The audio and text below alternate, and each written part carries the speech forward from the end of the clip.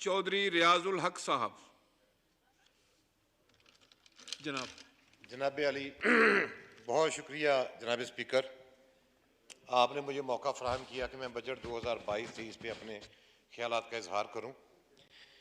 इस बजट का हुजम 9,502 अरब 7,004 अरब की टैक्स कलेक्शन है।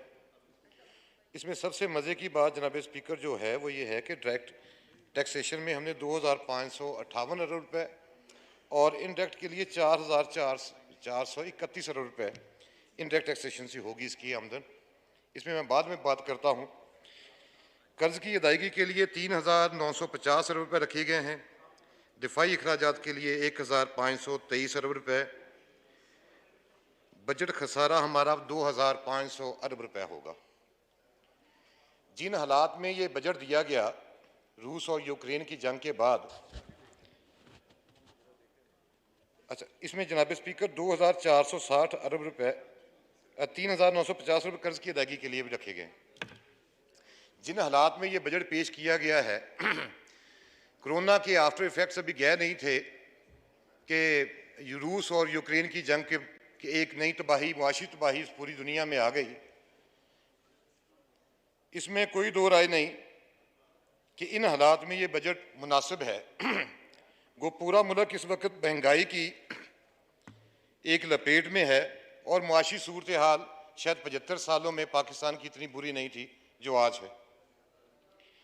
लेकिन उसके बावजूद मैं ये समझता हूँ ये कोई मुनासिब बजट है जिस पे अगर हम पूरा अमल दरामद कर लें तो काफ़ी बेहतरी आ सकती है। लेकिन जनाब स्पीकर इनका क्या करें? ये रेलवे का, पाकिस्तान रेलवे का क्या किया जाए? हर साल 50 अरब रुपए का खसारा है।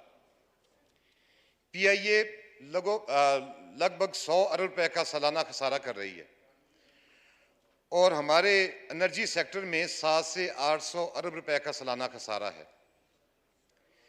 क्या ये कौम 9,500 अरब रुपए में से ये 1,500 अरब रुपए बनते हैं, क्या इनका बोझ उठा सकती है?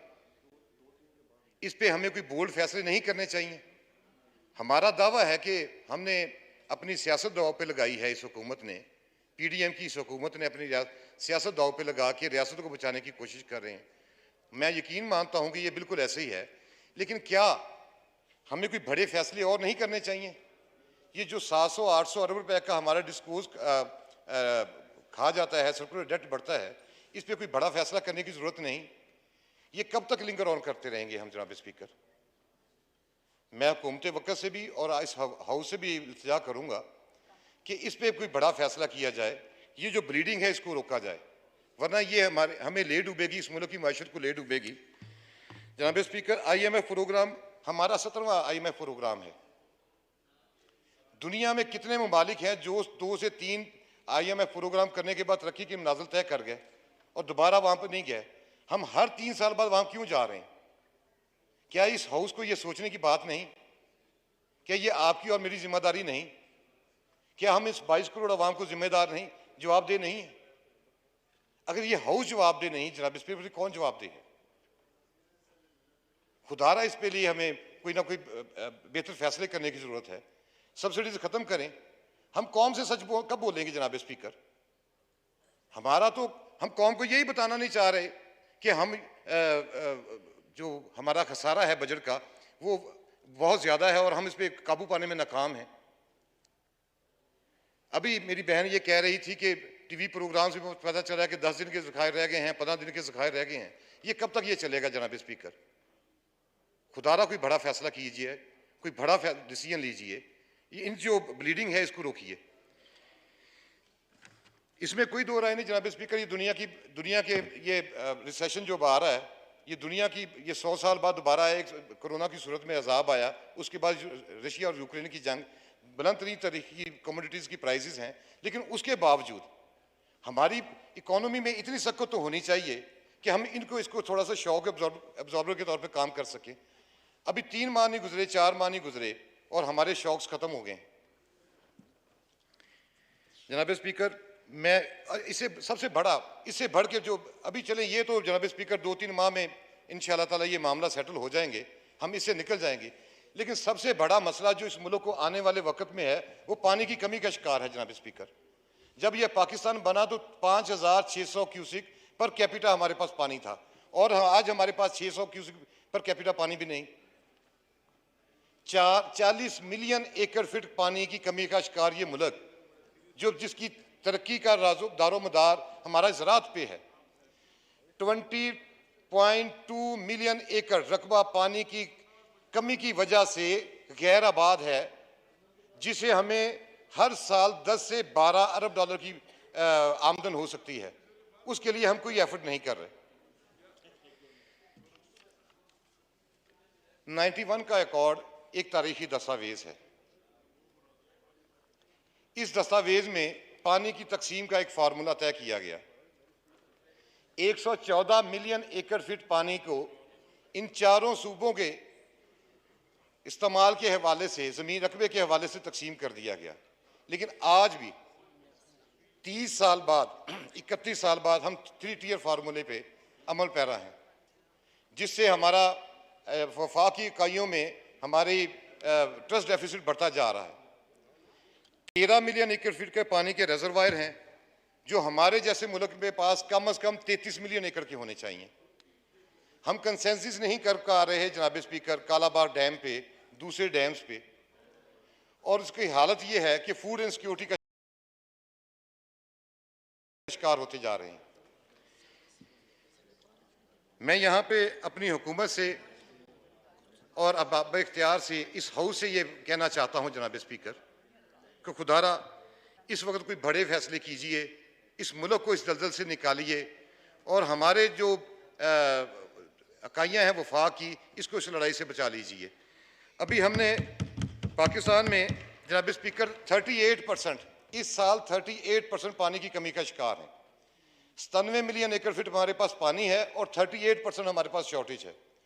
और सबसे बड़ी बात ये कि जनाब स्पीकर, ये इन 3 माह में, जून, जुलाई, अगस्त में, हमारे कुल पानी का 70% पानी हमारे पास इन दिनों में होता है, और वो सब पानी समुद्र में चला जाता है रिजर्वायर ना होने की वजह से।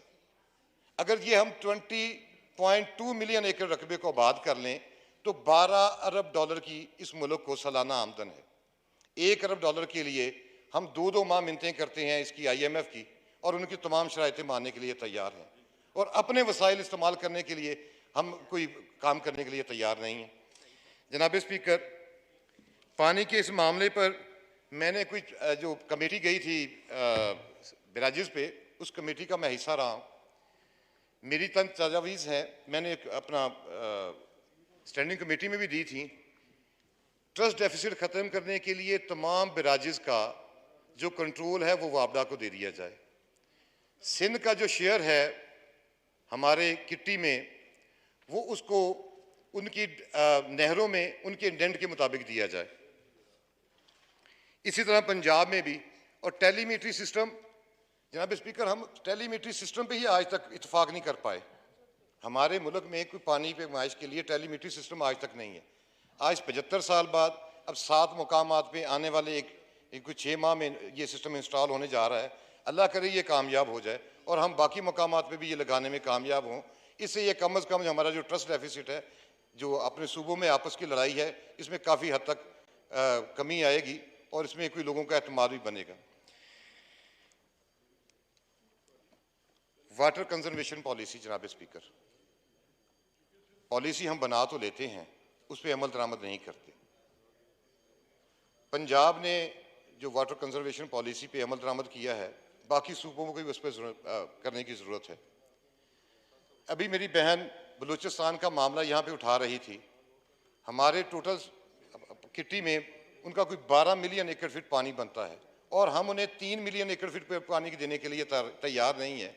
कच्ची कैनाल का मंसूबा 20 साल हो गए जनाब स्पीकर।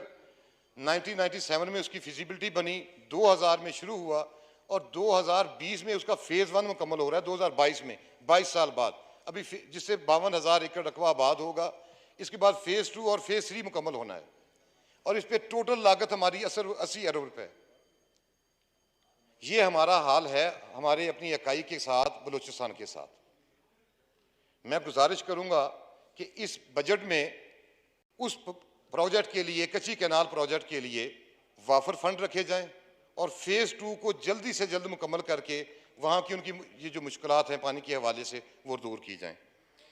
आखिर में इस दुआ के साथ कि खुदा की ज़ात मेरी इस जन्नत को, मेरे इस पाकिस्तान को सदा आबाद रखे और इसमें बसने वाले तमाम पाकिस्तानियों को सदा खुशहाल। बहुत शुक्रिया। शुक्रिया जी। मोहतरमा शम्सुल निसा साहिबा।